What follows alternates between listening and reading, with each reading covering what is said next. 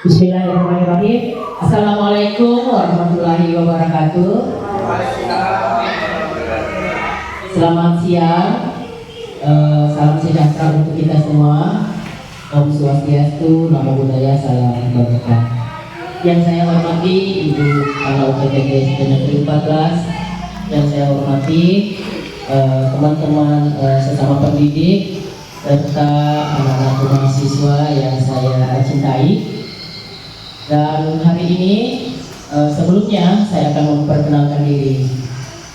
Nama saya Rahmayani dari UPTD SD Negeri 14 Parepare, PKG PJOK kelas 002 tahun 2004. Sebelumnya kita ucapkan syukur alhamdulillahirabbil alamin.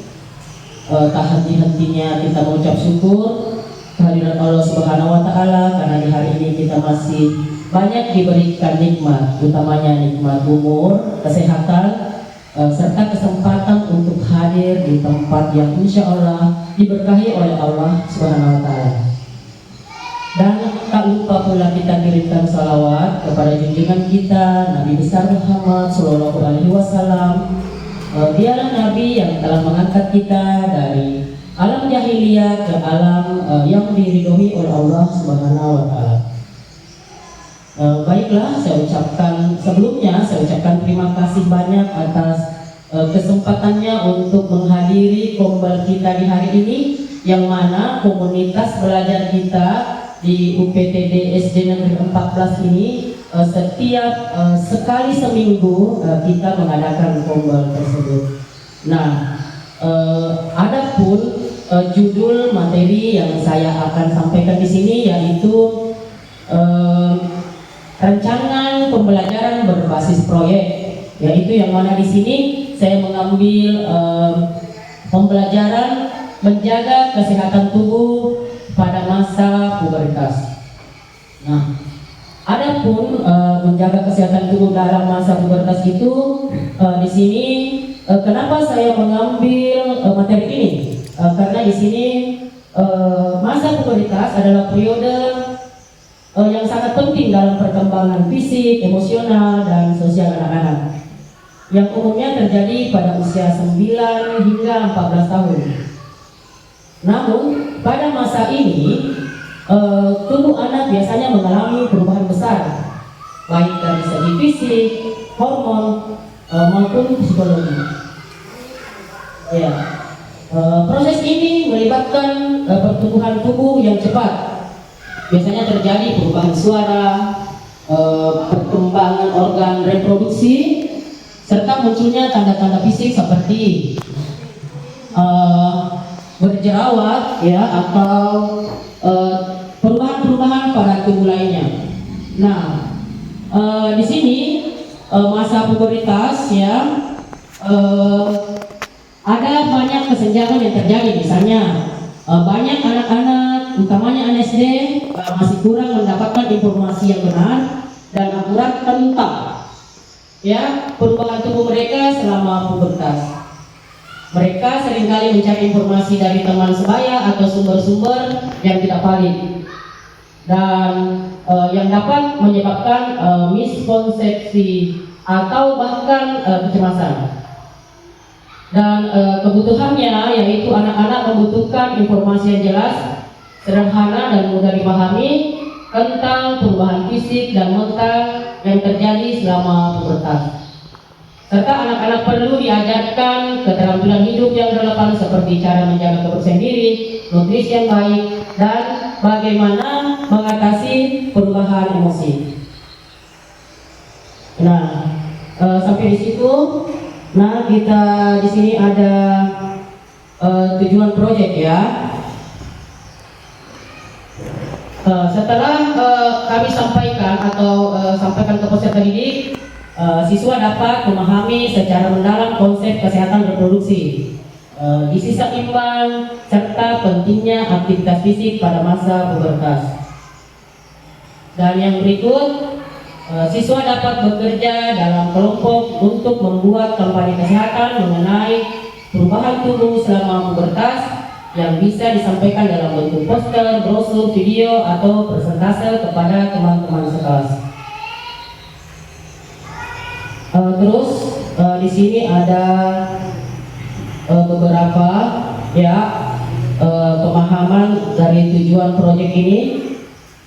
Yang pertama itu meningkatkan pemahaman siswa tentang perubahan tubuh yang terjadi selama pubertas, baik untuk anak laki-laki maupun anak perempuan. Maksudnya begini, sebagai seorang pendidik, kita menyampaikan kepada siswa kita bahwa pentingnya ya setelah kita menghadapi masa pubertas, seperti yang dijelaskan, biar dia siap untuk menghadapi masa itu. Yang berikut mengajarkan tentang pentingnya menjaga kesehatan, memberikan pengetahuan tentang cara menjaga kesehatan tubuh selama masa pubertas, termasuk kebersihan diri. Misalnya, contoh anak-anak di kita disampaikan bahwa menjaga kebersihan, misalnya contoh pakaian dalam, pakaian tidak boleh dipakai berulang. Mungkin untuk anak perempuan beranya mungkin jangan dipakai di malam hari, seperti itu penjelasannya. Terus berikut menjaga masalah kesehatan, yaitu meningkatkan kesadaran tentang potensi masalah kesehatan yang dapat muncul selama pubertas, seperti gangguan hormon, jerawat, perubahan suasana hati. Dengan begitu anak-anak bisa lebih siap dalam menghadapinya. Yang berikut yaitu menumbuhkan rasa percaya diri, membantu anak-anak untuk menerima perubahan yang terjadi pada tubuhnya. Mereka akan mengurangi perasaan cemas atau malu terkait masa pubertas, sehingga mereka dapat tetap merasa nyaman dan percaya diri. Maksudnya di sini anak-anak kita disampaikan tentang setelah kita mendapatkan masa pubertas itu atau kita mengalami itu, tentunya banyak terjadi perubahan-perubahan emosi. Jadi ketika mereka sudah tahu bahwa sekarang ini saya dalam situasi itu yang seperti tadi disampaikan di atas, bahwa mereka sudah siap untuk itu. Terus di sini ada mendorong perilaku sehat, membangun kebiasaan hidup sehat di kalangan siswa SD, seperti pola makan yang baik, aktivitas fisik yang cukup, dan menjaga kebersihan tubuh atau menunjang kesehatan mereka selama pubertas. Jadi maksudnya seperti ini, anak-anak kita diberikan informasi bahwa pentingnya kebiasaan hidup sehat. Contohnya mungkin memakan makanan yang bernutrisi, bergizi seimbang, ataukah kita memberikan pemahaman bahwa pentingnya berolahraga dengan baik pada masa itu. Karena kita tahu anak-anak sekarang banyak sekali yang terlalu banyak pekerjaan diamnya. Apakah itu dia bermain HP, apakah itu dia hanya duduk menonton, dan istilahnya dia malas bergerak. Jadi kita memberikan pemahaman bahwa pentingnya menjaga kebugaran di masa usia pubertas itu. Terus dengan memberikan pemahaman dan keterampilan yang didapatkan melalui proyek ini, diharapkan anak-anak dapat menjaga kesehatan tubuh mereka dengan baik dan menghadapi masa pubertas dengan lebih percaya diri. Nah, sampai di sini mungkin ada yang mau bertanya.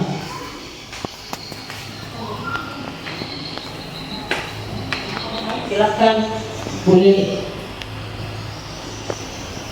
Oke, terima kasih atas kesempatannya. Assalamualaikum warahmatullahi wabarakatuh.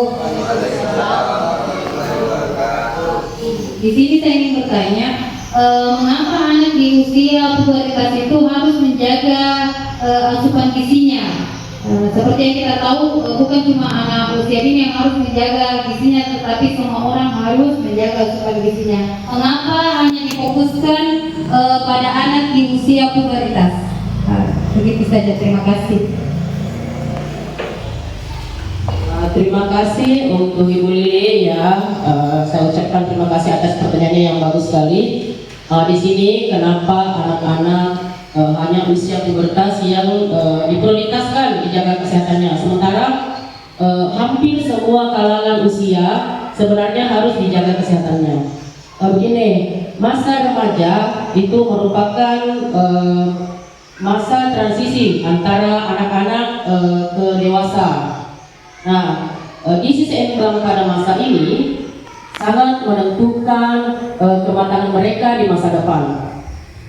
Seperti halnya pada remaja perempuan harus mempersiapkan diri untuk insya Allah nanti kedepannya dia akan menjadi seorang ibu. Mungkin mereka hamil, menyusui dan melahirkan anak, yang mana ketika mereka sehat tentu melahirkan anak-anak yang sehat tentunya. Begitu pula dengan anak laki-laki, kalau nutrisinya sejak sedini mungkin dijaga, tentunya anak laki-laki itu biasanya lebih energik, dan ketika mereka makannya bagus, suplemen gizinya bagus, tentunya mereka akan lebih aktif dengan kegiatannya mungkin nanti kalau dia sudah dewasa seperti itu.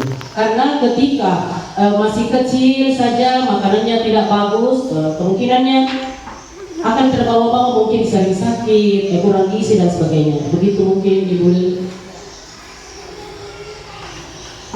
Mungkin ada yang lain yang mau bertanya lagi.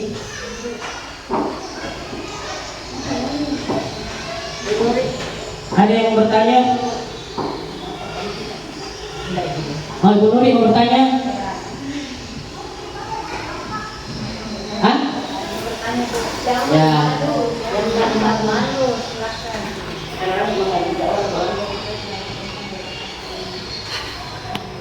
Assalamualaikum warahmatullahi wabarakatuh.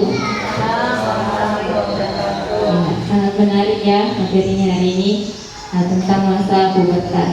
Ya, pertanyaan saya, mengapa penting diadakan masa pubertas ini di kalangan SD?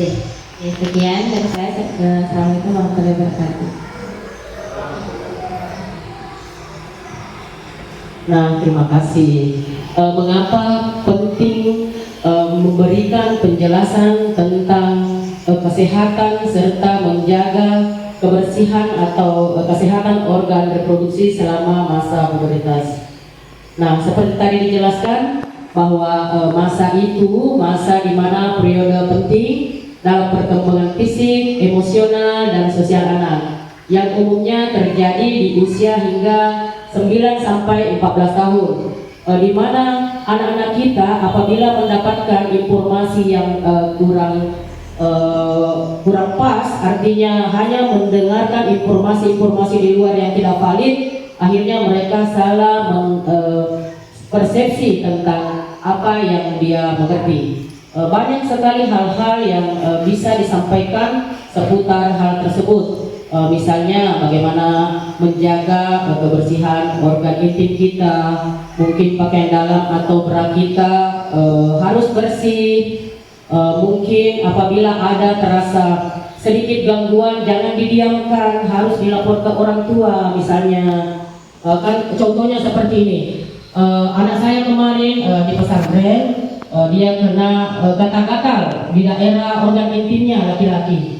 Untungnya dia langsung menyampaikan ke saya. Setelah itu dibawa ke dokter. Biasanya anak-anak seperti itu malu untuk menceritakan kepada kita, kepada orang-orang yang dipercayainya tentang hal-hal seperti itu.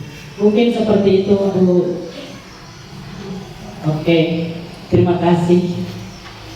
Nah, terus di sini kesenjangan yang sering terjadi yaitu kurangnya informasi. Seperti tadi saya sampaikan, banyak anak-anak terutama anak SD masih kurang mendapatkan informasi yang benar dan akurat. tentang perubahan tubuh mereka. Ya, terus di sini peserta didik kita membutuhkan informasi yang akurat. Anak-anak membutuhkan informasi yang jelas, sederhana, mudah dipahami tentang perubahan fisik dan mental yang terjadi selama pubertas. Di sini ada dukungan emosional. Mereka perlu merasa didukung dan diterima oleh orang dewasa sekitarnya, termasuk guru dan orang tua. Keterampilan hidup. Anak-anak perlu diajarkan keterampilan hidup yang relevan, seperti cara menjaga kebersihan diri, nutrisi yang baik, dan bagaimana mengatasi perubahan emosi. Bagaimana? Ada yang mau bertanya lagi? Ya, sudah jelas. Kalau seperti itu cukup sekian, atau masih ada yang lain? Masih ada nak pertanyaan? Cukup jelas. Oke. Kalau begitu saya akhiri dengan ucapan wabillahi taufiq wal hidayah. Wassalamualaikum warahmatullahi wabarakatuh. Waalaikumsalam warahmatullahi wabarakatuh.